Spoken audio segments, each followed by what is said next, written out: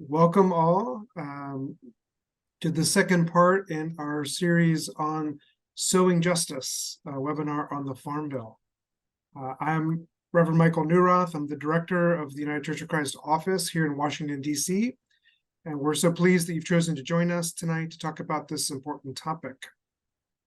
As we talked about last week, the Farm Bill is a piece of legislation that connects the food on our plates to the farmers who produce it, to the land and resources that make it grow, and that sets the policies that determine how such food is grown and shared equitably. Before we get started, I get the opportunity to introduce our DC staff as well as our special guest tonight. And then I'll be turning it over to Thaddaeus, who's going to give us an overview of tonight's topic within this webinar series. So let me start with Thaddaeus. Thaddaeus Elliott has been leading our office's work on the Farm Bill and currently serves as the 2-year Justice and Peace Policy Fellow here in the office. Thaddaeus previously worked in the UCC, in various UCC local church settings, and studied education and social policy at Northwestern University. Jesse Quinn is also here behind the scenes, managing the chat and Q&A on the back end of this webinar. So as you have questions, please do put that in the Q&A. And as you saw, Jesse also asked us to introduce ourselves in the chat box. So please do that. Jesse serves as our communications specialist here in the office. And among many things she does, she manages our office's social media accounts. So thank you, Jesse and Thaddaeus, for your work in bringing this webinar series together. I also get the chance to introduce our special guest tonight. As you may have seen from the promotions, this webinar is also being co-sponsored by the Franklinton Center. And so we have with us Reverend Elly Mendez Angulo, who's the program manager at the Franklinton Center at Bricks in Whitakers, North Carolina. And the Franklinton Center is, as I said, sponsoring this series and also has a rich history as a school, retreat center, and a place of intersection and liberation, as Elly will go into more later. She has served in a variety of ministry settings, including as a co-pastor of congregations and on the national staff, where we met several years ago. Elly has an MDiv from Andover Newton Theological School. Also joining us tonight as our special keynote speaker is Kendrick Ransome from both the Just Food Collaborative and the Golden Organic Farm. Kendrick is the owner of Golden Organic Farm and chair of the Just Foods Collaborative since 2021. Golden Organic Farm was purchased in the early 1990s by Kendrick's late great-grandfather to raise livestock, tobacco, fruits, and vegetables. The farm is now part of Kendrick's mission to restore the liberation of his family, community, and culture as a whole. He's focused on keeping his family tradition of 90 years strong going and leaving the land richer than he found it. Kendrick has a passion for youth and community programming, and his vision is to build Golden Organic Farm into an agricultural incubator for young BIPOC and minority farmers. So that's who's joining us tonight for this webinar. Let me turn it over now to you, Thaddaeus, to give us a quick overview of what to expect.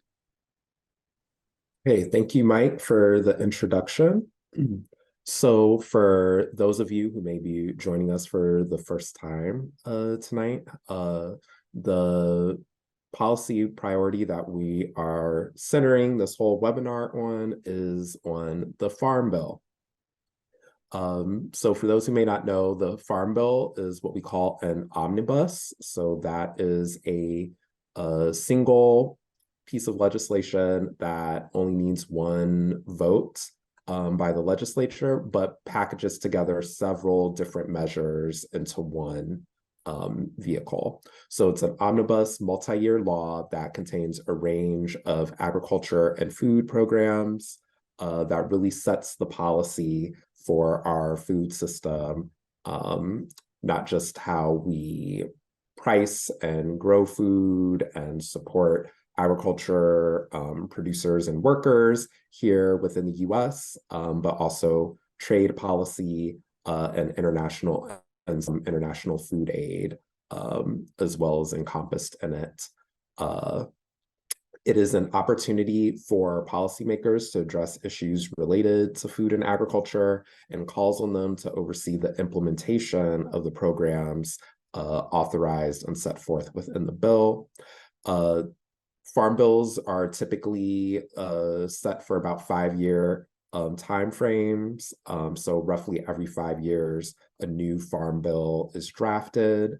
The first farm bill happened in the 1930s, 1933 to be exact, replacing a lot of independent policies around specific commodity crops, and was originally focused on farmer supports, especially during the Great Depression, but has since expanded in its breadth and nature of what it covers, beginning with the inclusion of the nutrition title in 1973, which administers food assistance programs, initially food stamps, which is now SNAP.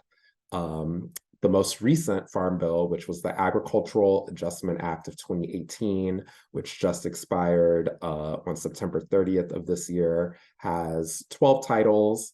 These titles are commodities, conservation, trade, nutrition, credit, rural development, research, forestry, energy, horticulture, crop insurance, and a miscellaneous title that collects a series of other programs relating to food, rural community development, and so on. These titles impact every aspect of our food system, from how and where our food is grown, pricing, credit and insurance for farmers, all the way to infrastructure like broadband internet, hospitals, childcare centers, bringing in renewable energy to rural communities. Given this breadth, passing a new farm bill is a critical opportunity to advance God's vision of justice in the world. The work of our Office of Public Policy and Advocacy of the United Church of Christ is informed and directed by our General Synod resolutions. We've had a number of resolutions throughout the years that speak to issues of environmental, economic, racial, and food justice that are all addressed in the Farm Bill. Last week, we centered our discussion on the ways the Farm Bill can advance justice for the earth and land through conservation and regenerative agriculture programs. Tonight, our focus will be on justice for those who cultivate the land and raise livestock to feed our communities. We've had a good number of resolutions since the union that formed our denomination in 1957 that focused specifically on small to medium-sized farmers. That's based on the earnings and kind of output and not necessarily acreage size. But we've long advocated for protecting the small family farm as the predominant unit of agriculture in our country, as well as we've stood in solidarity with farm workers, with our support of Cesar Chavez and his organizing movement, all the way up to today with our longstanding relationship and support of the Coalition of Immokalee Workers in Florida. So with that all being said, we will pass things over to our speakers who'll give a bit more of context of the experience, what it's like to be a small farmer, with special attention to historically underserved communities, particularly Black farmers, Indigenous farmers, as well as disabled veteran, new farmers, in that extent. And then we'll talk a little bit more about some specific policy things later on. Thanks, Thaddeus. I think let's turn it over to Kendrick. Can you give us more context for the work that you do and the impact that connections that you have had with policies within the Farm Bill and just the legacies of your family's work there in North Carolina? Sounds great. Thanks, everyone, for the context. And I would also like to thank everyone for joining us this afternoon for this session. So my name is Kendrick Ransome, farmer at Golden Organic Farms. I'm also the chairman of Just Food Collaborative, as Mr. Michael have briefly mentioned. And I also have a nonprofit organization called Freedom Organization. So just to give you guys a little bit of background about me, I'm about 30 years old. I'll be 31 in a couple more weeks in December. I've been farming for about 5 years now. So been able to grow just about over 15 different varieties of fruits and vegetables. We grow livestock at the moment. We have chickens and pigs. Looking to get more into honeybees next year. I used to raise those a few years ago. But yeah, I started farming about 5 years ago in my mom's backyard. This is right around the time I had my first daughter, my oldest daughter, Peyton. She's 8 right now. I mean, my youngest daughter, Kazea, she's 6 right now. And I was also reading the autobiography of Malcolm X. So it was just so much going on in my life at the time. I was driving dump trucks in Raleigh, which is probably about an hour from where I stay here in Edgecombe County. So just transitioning back and forth on the road, doing a lot of things that I never thought I would be doing, at that age. I went to high school and graduated high school. I wanted to be a computer engineer. But, things don't always go out the way we think it is. And now it is about 11 years later, just doing a different kind of engineering, right? Engineering on food, animals, a little bit with communities and family. So it's much more intimacy, right? Much more deeper than I ever imagined. So yeah, just starting off in my mom's backyard, I became totally fascinated with the food system and how everything was connected. I started raising chickens because I breed American bullies for emotional support and therapeutic services. We sell companions to all over we've sold quite a few to Canada. We sell them all over the United States, and, really just um, providing companions with, people with PTSD, other types of depression, anxiety. So I kind of always knew that I wanted to help heal people and through experiences and companions and animals. It's just so much therapy and just touching the animal, right? They spend outside all day charging up a lot of the energy and electrons, and they bring that into us. And then we're just able to absorb them in ways that, a lot of us don't really think. So being able to connect with a lot of those different therapies, learning a lot about who I am and where I come from, my family and my history of my family. And during the same time frame, my cousin had came to my mom, and he had really just let her know that we still have family land that's available. And he had a couple acres that I could go out there and start farming on there. So yeah, about 5 years ago, I had absolutely no idea that I was going to become a farmer again. But here I am now, loving it and really receiving a lot of the fruits of the labor, right? Quite oftentimes I was out there farming, growing, not really know what's next, not really knowing what to do. But once we just really get back into the soil, get back into the land, we see and we feel and we hear a lot more differently. The therapeutic components in the soil really, help change us a lot. And I was able to figure out a lot of things that I really had no idea what it was that I needed to do.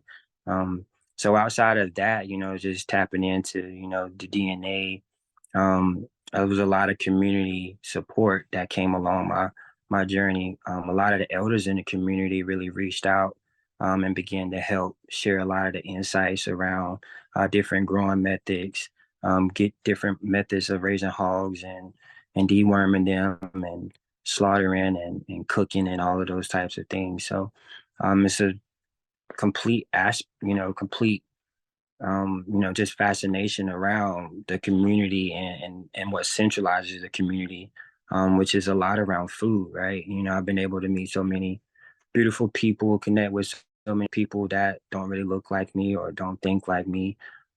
So food is a powerful tool, that we sometimes often overlook, and, in my community, there's a lot of people that's starving, there's a lot of people that's going without food. So I receive it as a privilege on my behalf sometimes as well, on the things that I'm able to do and the change that I'm able to bring. So, just recognizing that it's a spiritual component, but it's also an economic component and an opportunity for a lot of our kids in the Black and Brown communities and underserved communities to really be able to bridge the gap that we face, when it comes to financing, when it comes to leverage, and when it comes to equity, land ownership, and those type of things that really brings value to our lineage. So sorry, I'm kind of just going off on a little soapbox, where I just get to going sometimes. Um, but yeah, we have with Just Foods Collaborative, it really changed my life when I became a member of Just Foods. So, quick story about Just Foods. I became a member before I was a board member, but now I'm blessed to be the chair. But about 4 or 5 years ago, I was just in the community searching for a way. I was real big on networking, and one of the organizations had reached out to me and connected me with Just Foods. And ever since I met this network of individuals and organizations, it just really amplified my farming career, and my life as a person. Um, Knowing that there's support and that there's assistance that's designed to help us, and that's going to bring a real impact to it, not someone that's just saying they're there to help, but someone that's really there to help. And they was able to help in so many different aspects, as far as the networking, like what is there to do next? Who should I reach out to? Is there funding available that can help me? Or where should I go to begin?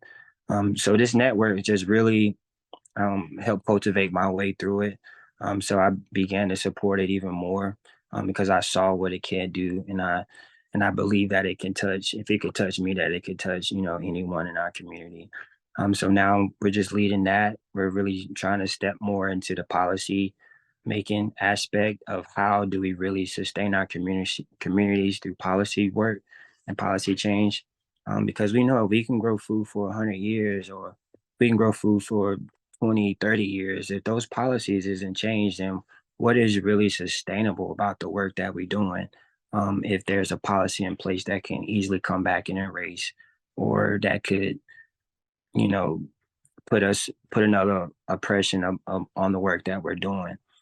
So really looking forward to just standing in that and learning more about it, learning which actual policies that can really come to strengthen our community in Edgecombe and Nash County. Um, we're struggling a lot, we're struggling in so many ways. But there's a lot to look forward to, when we do have organizations that's really big on collaborating and coming together and putting a lot of emphasis on our youth. um, we understand that community without the youth is a dying community, right? So we're constantly putting together programs to help strengthen our community. We have a summer camp, a 2-week summer camp called Farm Olympics, where we work with the youth in the community to teach them how to grow their own food, how to clean their own food. We work with local chefs. The chefs come in and show them how to prepare it, how to cook it. We work with sport development programs to teach the kids a lot about stretching, teach them skill development. A lot of our kids in the community want to be professional athletes. So we try to meet our kids where they are in their elements. And, we just drop a couple gems or two. I'm like, hey, man, you ever thought about being a farmer? Or, hey, man, you ever thought about growing herbs that can, heal yourself? Um, have you ever thought about growing flowers for your mom, if your mom loves flowers, or your dad, if your dad loves flowers? So just constantly trying to be creative and innovative and showing the youth how they are connected to farming. You know, I ask the kids a lot about, where do your food comes from? So a lot of kids at elementary school, they say the craziest things sometimes. I asked one kid, and they said that their food comes from their mom's food stamp card. So it's a huge misconception around where do our food really comes from, you know. So that's one of my biggest missions and passions is to teach everyone or to show everyone where your food comes from, you know. And if everyone don't have a green thumb, how do you support local farmers in your area, right? Are we teaching more about canning and preserving the foods that we do grow so that none is going to waste, you know? So just several things like that that we're totally intentional about, passionate about. We like to reach our kids as early as possible. Our summer camps start at 8 years old on up to 18 years old. And we're also working on putting in some programming for those kids from 18 to about 35. We have community gardens that we work with. We put in about 3 gardens in the last year or so. So we're looking forward to doing more and to growing more and, you know, just teaching the organizations in the community, like this is your farm, you know, these are your gardens. I'm here to help as long as I can, but you know, we know if anyone's there for too long, it becomes a form of enabling them, you know, and I want them to learn. I want them to grow as much as they can.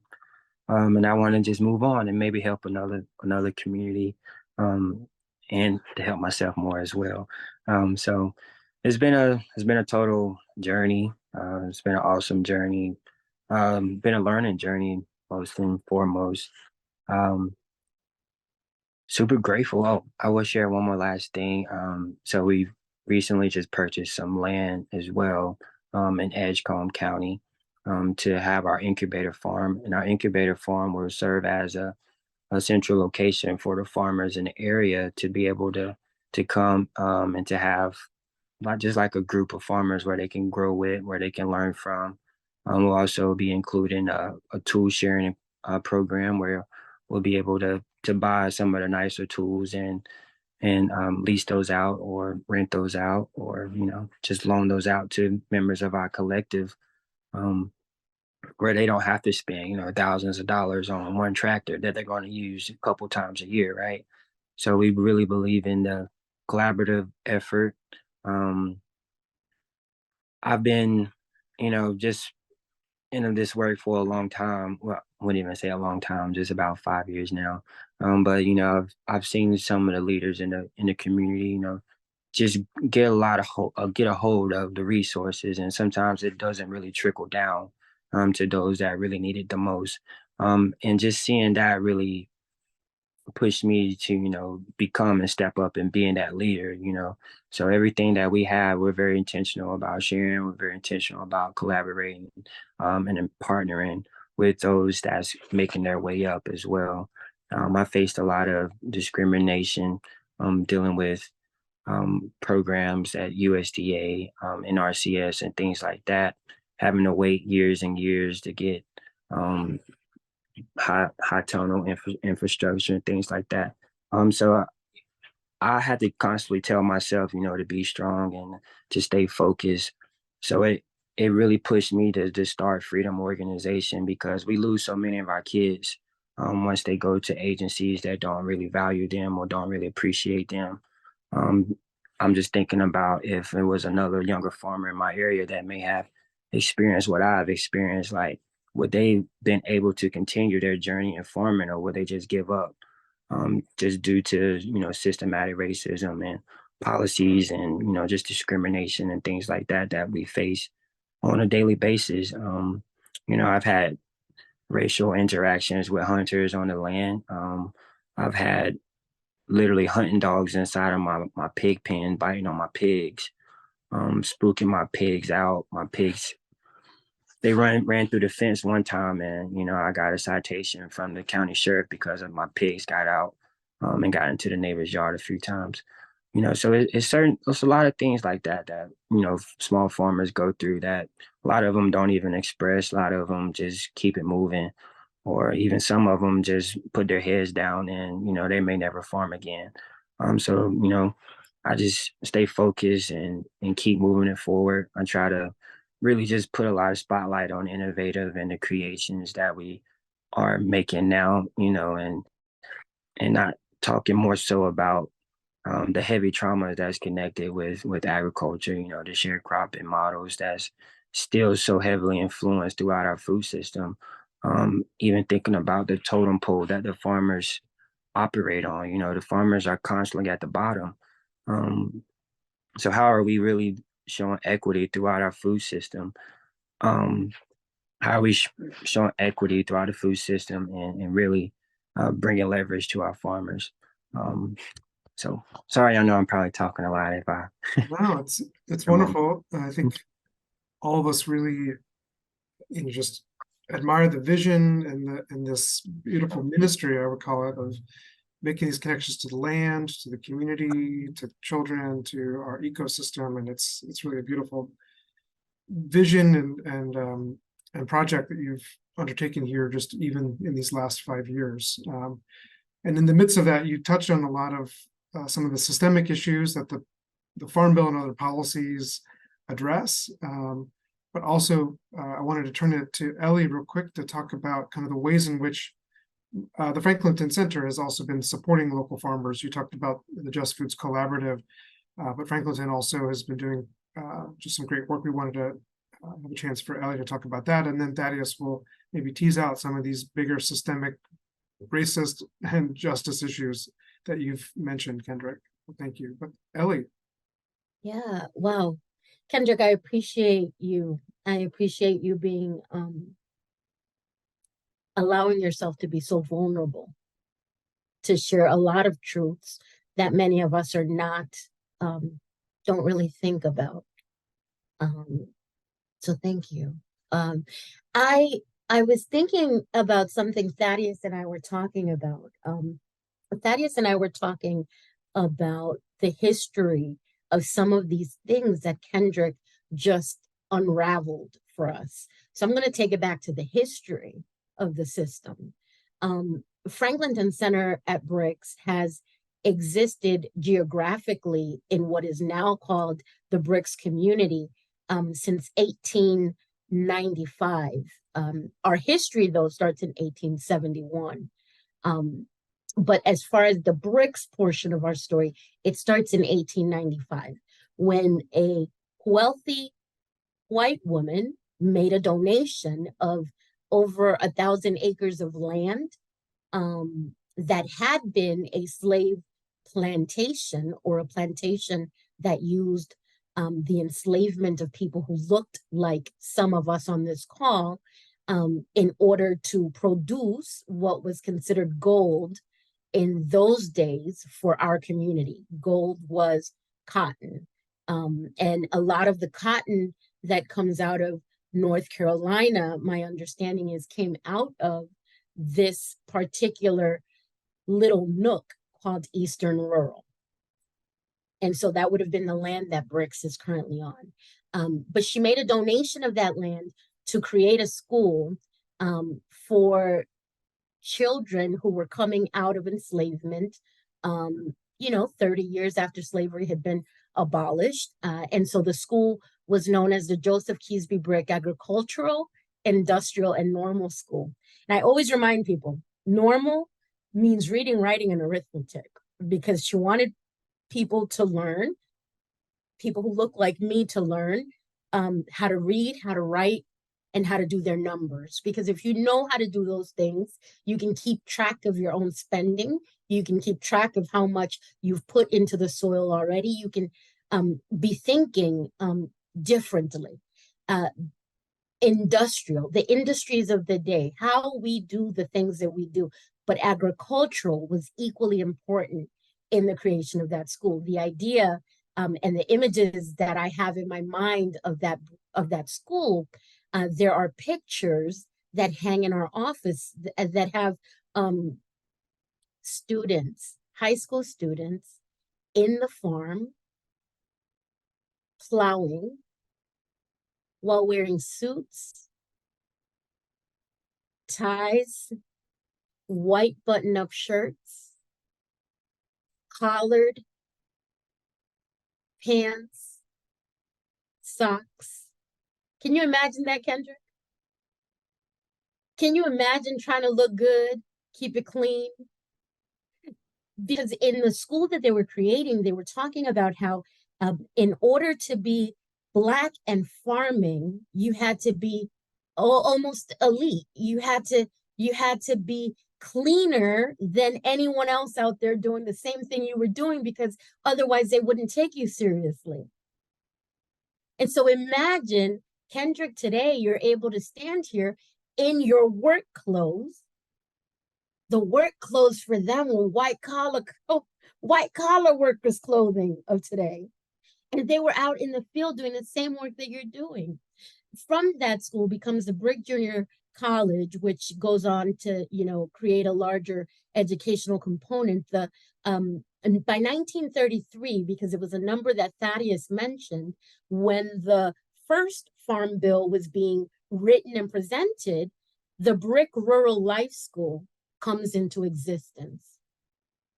And so the Brick Rural Life School is this school that was created on the grounds that had fallen by the wayside, because the Bricks Junior College went out of business, or was no longer a functioning thing by then. And the Brick Rural Life School becomes sort of the response to this forced sharecropping model.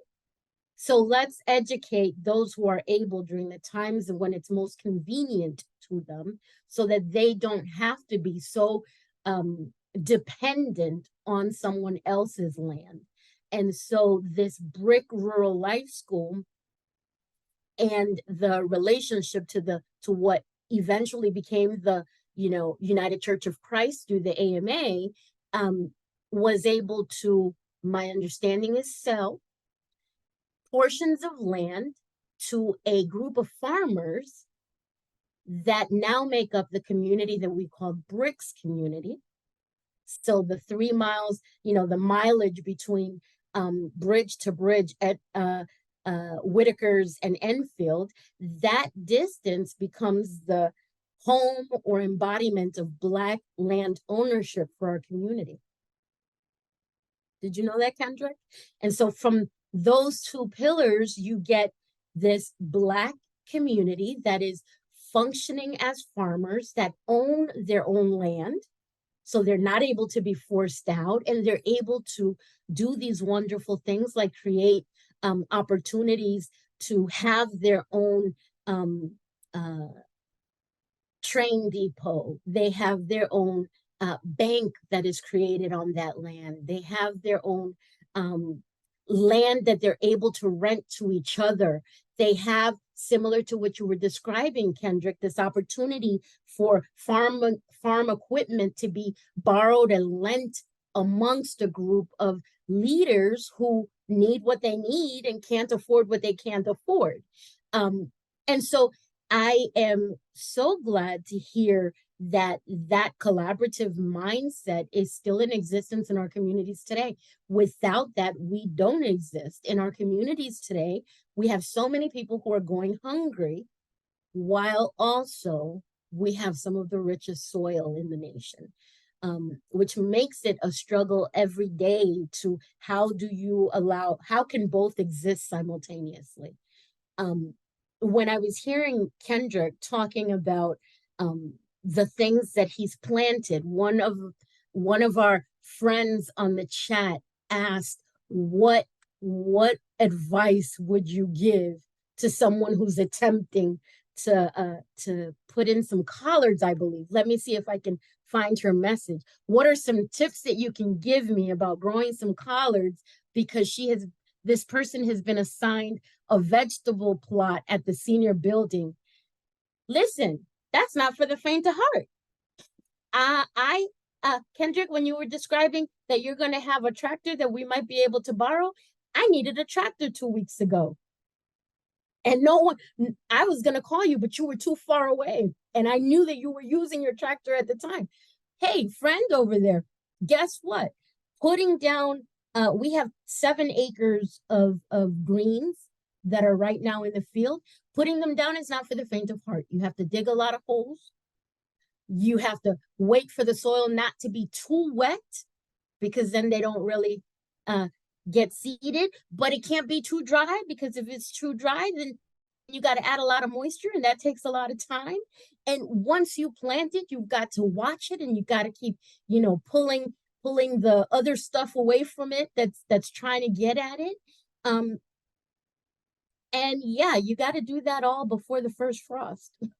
So I think you might have missed your time, but I'm not a true expert in the art of farming. Maybe Kendrick has some better advice.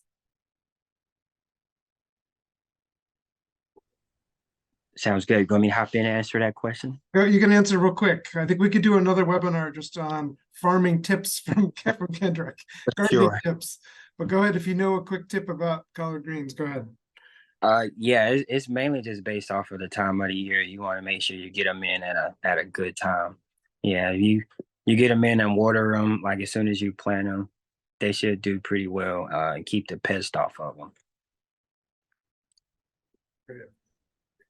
All right. Well, thank you, Elly, for some of that context for Franklinton Center's work over this incredibly powerful history. Thaddeus, it has been a lot of different kind of policy connections that have been touched on, even just the legacy of the loss of Black farms is one that I know has been concerning us and is something that policy has been attempting to address. And Kendrick mentioned the kind of structural racism within the USDA historically. Wonder if you could, Thaddeus, tell us a bit about some of the policy marker bills and other things that we're looking at within the Farm Bill specifically.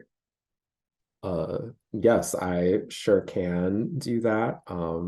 I do, though, want to take a moment to thank Kendrick and Elly for their words and presentation, because it's important to really keep in mind that policy is personal. Policy shapes our lives. Policy has real impacts on our world and people's life outcomes, what you can do, what you can't do, what you're able to access, and then what you need to maybe find workarounds in. And so it's important that we always remember that at the center of politics and these deliberations that happen in the Hall of Congress are real people. It's Kendrick, it's Elly, it's me, it's Mike, it's Jesse, it's everyone on this call that's being impacted by these things. So to stay on this line about Black farmers, I come from a family on my maternal grandfather's side of the family, long history of farming, land ownership, down in South Georgia in a little town called Quitman, where they're still farming down there. But even my great-grandmother, my grand, she had worked, was born and raised on a farm down in Georgia, then became a migrant farm worker through her teenage years, young adult years, and then finally remarried and settled down in a little Cherry Valley, Ohio, about 90 minutes or so east of Cleveland, on an 84-acre farm that my mother, who's also here on the webinar call right now, I saw she left a message for you, Kendrick, in there, but she often regaled me of stories of her childhood going out to the farm to help with harvest, to raise, to do things with the chickens, and she had a horse and all these kinds of different things. And so we were having that kind of connection. But part of our story was that over time, this discrimination, propping up, happening in Northeast Ohio, denied access to resources that allowed us to keep that farm going as a thriving enterprise that then, as different family, as my great-grandmother passed away and then was divvying up the land and passed it on, impacted the family's interest in wanting to have that land. And so there's a sense of loss there. And so Jesse can drop in the chat. There is a timeline that the Environmental Working Group put together that outlines the history of USDA discrimination against Black farmers from 1920 to today. So we're looking at 1910 and 1920 census, we see Black people make up 14% of farmers in the US, which is an equitable, Black people are roughly 14% of the population. And so with equity, you would imagine if you take a random sample of any kind of demographic, you'd see 14% of Black people. That's kind of on par thing. By 2017, that's under 2% of farmers nationally are Black. And so we're talking about millions of acres of land loss, and through that is also access to wealth and wealth generation, stewardship knowledge, true freedom, liberation, possibility there. And this is as a result of the USDA and implementing these programs, not centering equity, not providing the technical assistance and the outreach to Black communities, which is even more it's even more egregious when you know that Black people have been a foundation of American agriculture from slavery. The wealth of this nation was generated from the forced removal of Black people from their indigenous lands to work here and tend and cultivate the land for free, to then not be able to benefit from that wealth, not to be able to use those skills that they had already developed in their homelands that were then exploited here. And then even after emancipation, not having the ability to fully exercise that to generate an economic livelihood. So that is one of the history pieces. There's a lot of great documents and studies and links that kind of track that and go into deeper detail. But as it relates to this upcoming farm bill, one of the key marker bills, so these are bills that are introduced with the specific intention of introducing an idea to the agriculture committees to then be incorporated into the full bill. So it wouldn't pass as a standalone. So that was a little aside. But one of the key ones that we're following is one that was introduced by Senator Booker and has co-sponsorship from Senator Gillibrand, as well as many others. And it's called the Justice for Black Farmers Act. That's looking specifically to, which Jesse also dropped a link to a fact sheet from Farm Action Fund that explains the finer details of what that bill is looking to accomplish, but it is looking at addressing this history of discrimination in the implementation of USDA programs, particularly the loans. So USDA loans are seen as the loans of last resort when you can't get approval through the Farm Credit Union or the bank or anything. You should be able to go to the USDA and get approval for loans. But Black farmers and Asian farmers have the highest rates of rejection for these loans of last resort. It's something over like 50% for each. And so that's a problem, that's a problem. When the private sector, when these private banks and these other credit unions aren't furnishing those resources, and the federal government is also not giving that access, what are you then left to do? How can you engage and tap into these networks? So that's one of the bills that we're following. More broadly, we know, though, that the issues that Black farmers are struggling with aren't only limited to their race, but they're struggles that all kind of small farmers have to maintain their farms, to stay in business, to compete against the large corporate industrial farms that control the majority markets in our major commodities. So that's wheat, corn, soy, cotton, sugar, peanuts, those sorts of things. Large livestock, concentrated, contained animal feeding operations, those CAFOs, that's a huge issue. And so we're looking at other bills like the Farm System Reform Act that would be looking to really increase competition for our smaller and medium-sized farmers and producers and to really put a check in on large industrial corporate agriculture, to name just a couple of those things.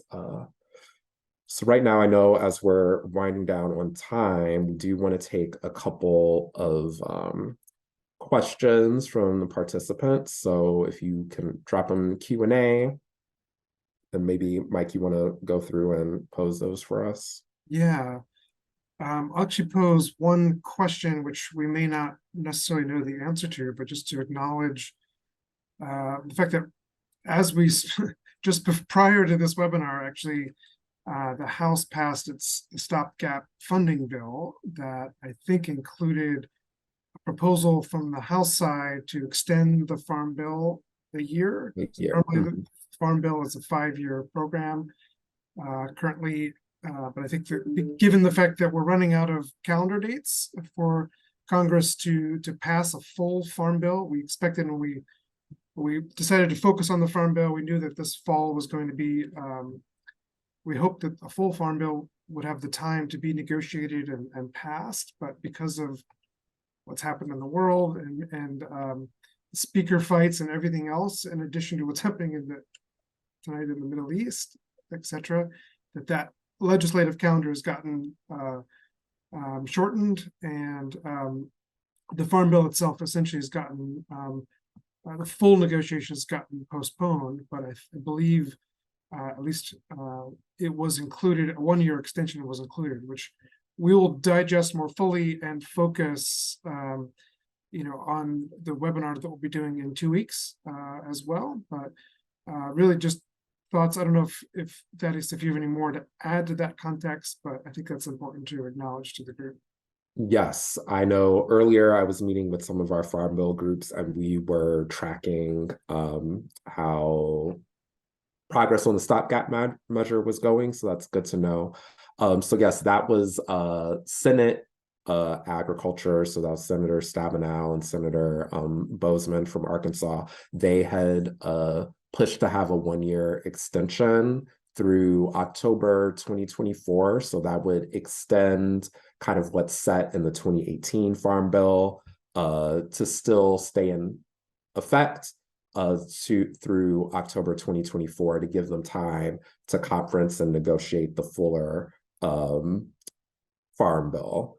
So that's good because it gives us a lot more time to really advocate and to really make sure that that's a strong bill and that nothing kind of gets left out on the table in the short-term push. So our webinar is happening right at the right time, so you're getting the right information to go forward from there.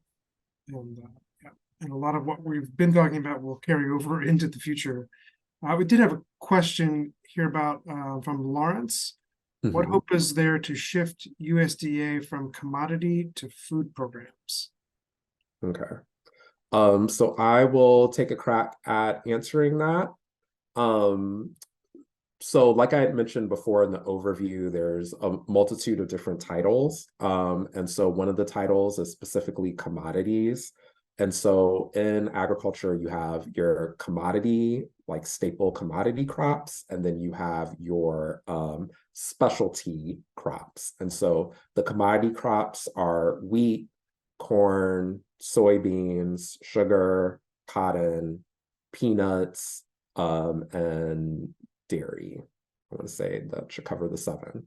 And so these are kind of like the big kind of staple things. A lot of things, especially when we're looking at corn and soybeans, a lot of that's grown to produce like other products. A lot of it's going into feed for these large CAFOs, the contained animal feeding operations. So those are like, you get the big factory stockyard type deal with, your pigs and everything in a very tight contained cage and just getting shoved full of food so then they can go straight to slaughter. So it's a very inhumane operation, but it does cause a lot of concentrated pollution and waste, so they're environmentally harmful as well. And so a lot of the terms of like pricing and stuff is very much into boosting up these commodities. These are also the sites for a lot of large corporate industrial farm operations, mono agriculture. And so there's a lot of imbalance that happens with the boosting of these commodities. It's driving smaller producers out of competition. It's also not really helping our food access, because the things that we call specialty crops are the things that we largely eat as people when we're going to the grocery store. You know, this is our fruits and vegetables and kind of your everyday items that you cook and, you know, base most of your thing on. And so that's in a separate horticulture title. So us and our coalition, we're looking to really help shore up specialty crops through creating more localized food systems and localized economies that create more opportunities for smaller farmers, since they are generally growing a wider range of crops and they're focusing on these specialty crops. And so there's opportunities to try to shift away from like feed to food and kind of curtail that. But I'll let Kendrick offer a piece to that too. Thank you for sharing that. Yeah, thank you for sharing that, man. That was dynamic. That was really dead on. I would just like to add in a small point. I don't really see it shifting much, because like you was mentioning, it's just so beneficial to the larger farmers, you know, the larger corporations. So they have more policy pushers that's backing them. So I don't really see it shifting much, you know, unfortunately, because, you know, dealing with the subsidies as well, you know, there's a lot of loopholes that's officiated and associated with the farm bill, with insurance and things like that. So it's a business, you know, and it's the sad truth. So I wonder if Kendrick, especially you and Elly, could both reflect on the issue of, you know, we've mentioned the Justice for Black Farmers Act and kind of this history of discriminatory practices within USDA and then more broadly within society, within local governments, of really disenfranchising BIPOC folk farmers of their family lands. And Thaddeus mentioned this as well. I'm just wondering if as we close, if you could speak to just this, that history and the meaning through which, Kendrick, you mentioned the meaning of kind of continuing the legacy of your family on this land. And I'm just curious, I think that's an important part of this story. In the midst of, as we advocate to improve the Farm Bill, we're also at the center of that is re-enfranchising folk to own the land and to profit from it. And so I wonder if you could speak to just what that's meant to any of you.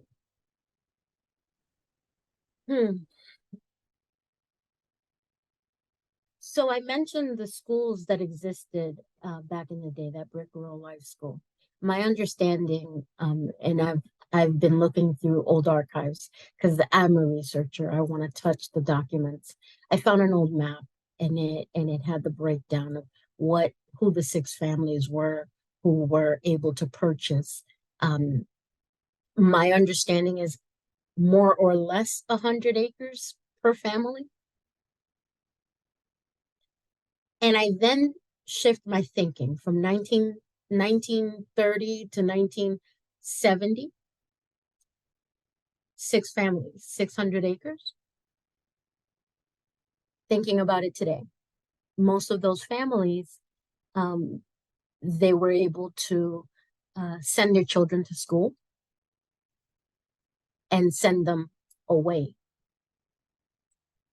so that they could continue their education. And many of those children who went away and continued their education didn't return.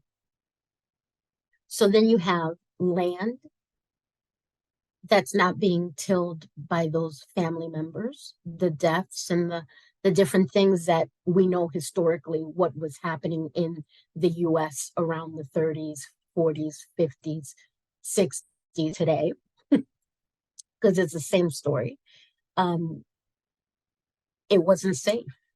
And so you have this group of people who lost access to the food source that fed their families and their communities. Many of them did not return. So hearing someone like a Kendrick saying, I returned to farming, I returned in someone's backyard, in my mother's backyard. I then was able to be reminded of this land that we had, and my family managed to keep enough of it that I could still do something with it. That's a novelty. That's not the norm, because so many were totally disenfranchised, disassociated from it. Right now, I think if you were to ask me what is one battle that I am fighting internally, and with every child that I come in contact with, and every adult as well, is reminding people where our food sources are. So saying to people, did you know that when you go to the store and you buy some long-stemmed onions, you know, those the pretty green onions, did you know that if instead of just sticking them in the refrigerator, you put them in water, they keep growing? And did you know that if you let them keep growing, they get roots? And if you let them grow roots, you can take those roots and put them in soil. And it doesn't have to be a bunch of it. It just has to be a little bit. And if you do that enough times, you'll never have to buy an onion again. So I think that's what I keep trying to remind myself, to remind other people. There's a lot of food that we have access to that we just have to start processing, that we can actually be our farmers. And there are people like Kendrick who have this ability and access to teach us some things that we just have to let them know that we want to learn, and then be willing to pay for the knowledge, because they already paid for the knowledge for themselves.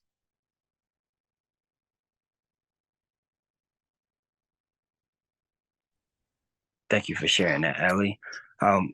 Real quick, I just wanted to mention, you know, the fight of the farmers is ultimately, you know, collaboration. Again, you know, we look at our founding fathers, Booker T. Watley, and George Washington Carver, and all of them. Like, that's one of the things that they stood firm on, you know, and then the midst of everything was community, right? And then in all these small Black and brown towns, there was quote unquote food hubs where there was small distribution and bartering type of systems that really help, you know, boost our communities on that grassroots level. So I just say that to say, like, the power is within the community, right? We can detach from the illusion of the USDA is going to really help Black farmers. You know, it's been years and years. We've even won lawsuits in court against the USDA for millions and trillions of dollars that still hasn't been paid out to this day, right? So are we going to continue to just say, hey, I'm gonna wait on the USDA, or are we gonna get creative and pull our shorts up and put our boots on and really get to work on the grassroots level? And that's, you know, 501c3s, they have pretty high power out here in the system, you know. So we come together, and we, you know, continue to be the leaders that we are, and restructuring this food system. And, you know, that's what I'm more hopeful of, you know, because they throw stuff at us every year. Black farmers this, Black farmers that, funding for Black farmers, markets for Black farmers. But it's like, where's the real love at, you know? And Black communities is really about the intimacy and relationship building process. So it's like, we have to be present more when it really comes to serving. So that's just what I stand on. I'm more hopeful of community than I am hopeful of USDA righting any kind of wrongs, you know, because they'll promise us one thing and we'll be waiting another 100 years for it, right? So it's like I can't keep I just can't keep waiting on them. But you know, we are going to have, you know, policies and organizations that's going to press them, you know, because we do need what was promised to us and what's owed to us. And at the same time, we're not going to personally beat a dead horse, you know. So I respect those that's out here fighting for us. Much love to them. I hope they continue to do that. Me personally, I'm just a farmer. I'd rather keep on growing. So thanks, everyone. Yeah. Thank you for that, Kendrick. We're glad you keep going. Before we close real quick, Thaddeus, there was a question in the chat about marker bills. I wonder if, just as a reminder to everyone, we do have some action alerts that are posted on the website, which Jesse has put into the chat. Thaddeus, do you want to quickly just rattle off the names of the marker bills that you've been following? Yeah, so as you know, we have in our larger coalition that we work with, we have a whole tracking spreadsheet that has literally over 100 different bills, so it's hard for me to kind of just go off. But some of the key ones that we're following that we want you to take special attention to, Justice for Black Farmers Act. That one is sponsored by Senator Booker is the lead on that. We're looking at Farm System Reform Act that we put in there. Local Food Processing Act.